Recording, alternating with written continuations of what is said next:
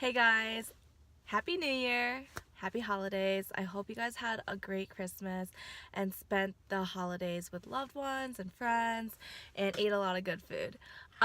So I wanted to talk about a little bit on what happens if you get accepted to multiple programs, making the decision, and what happens after you get accepted to your program. So in my last video, I mentioned that I did the interviews that were forwarded to me based on my application this year. From the interviews that I did, I got accepted to other programs. So I haven't been on YouTube or talking much about like my grad programs or anything like that because I actually ended up switching programs. So I think a lot of people will will find themselves in this situation maybe where you get accepted to multiple programs and you don't know which one to do. Usually programs make you do a down payment, and sometimes they do that so you lock your seat in with them and they don't lose an applicant, and like you don't want to lose your money. So what I mean by switching programs, I did a down payment for my other program. The down payment was $1,000, $500, and that basically secured my seat in that program. When I got accepted to the other program closer to my home, I had to make a decision whether or not I wanted to start my program, which if I was in the other program, I would have been already in it now and starting classes this week. Clearly I'm not. So what I ended up doing is I lost the $1,500 and I sent them a really nice email. I'll actually insert an example here, and it might help some of you when you decide if that program isn't for you anymore and you want to go somewhere else. So what usually ends up happening is right now there's interviews going on and some schools will make you do a down payment to secure your seat. They do this because they don't want to have to scurry around and find a last minute applicant who's interested in their program. They too want to make their time efficient, and they don't want to have prospective students who aren't going to follow through with their seat. So they do this security deposit for that sake. On the other hand, for us, we have to really think about whether or not we want to invest the security deposit per school we get accepted to. So each school requires different down payments. I've seen some that start at $500 and all the way up to $1,500, which was my case. To me, I thought the $1,500 was a small amount in comparison to my investment with the school I will be entering this coming May. Reason being, the school I chose is closer to home and tuition rate is state rate. So in 3 years I would basically save more money going to the state school than the other out-of-state school, even if I lost the $1,500, which I did. And so that's why I made that decision. Also, I made it because it's closer to home, as I mentioned before, as well as I eventually want to work in Chicago.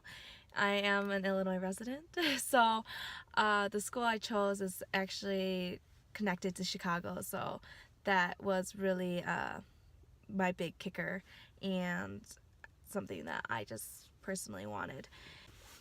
Okay, so after you get accepted, I think this is kind of useful information if you're interested.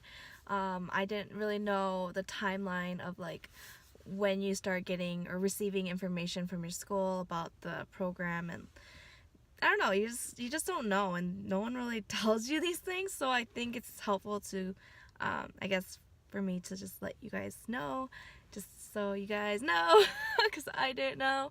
But usually 2 months before the program starts, your program starts, you will receive your university's email, your school schedule, the list order of books, and you will also get a list of shots that you need to send to this university, maybe CPR AED certification that you need to send them, like a verification form or something like that.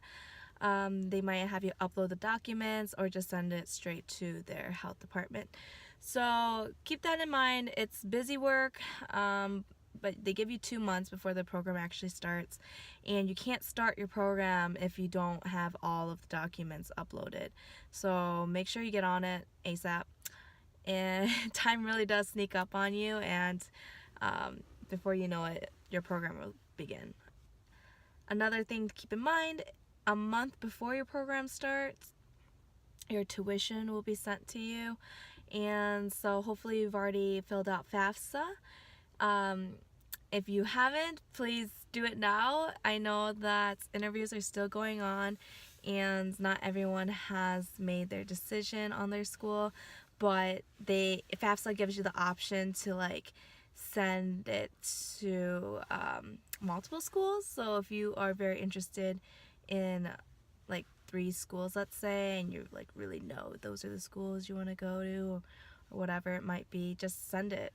It's not gonna hurt you. It might hurt you if you forget to send it, so I'd rather tell you to send it all to all the schools that you applied to. It doesn't even cost you anything. So yeah, sorry if this video was all over the place. I thought I made a really good list, but maybe it wasn't ordered correctly. I promise to do better. But yeah, it's 2018, and I hope to upload more videos that are helpful. If you guys have questions, feel free to ask down below or send me a quick message. I have replied to a couple people in the past, so yeah, good luck if you guys are doing interviews still, or if you have to make your decision. It's a scary one, and again, I don't think like someone should just like stick to the program they've already set a down payment on just because they put the down payment on that school. If you can write your pros and cons for each school and one outweighs the other, even if you lose the other, like the down payment for that school, it's okay, because if you're going to be happier at this school then why not? It's 3 years of your lives, and like 3 years is a long time. So happy decision making. Hope you make the best choice for you. Don't worry about like small money that, you know, we'll eventually make up in the future.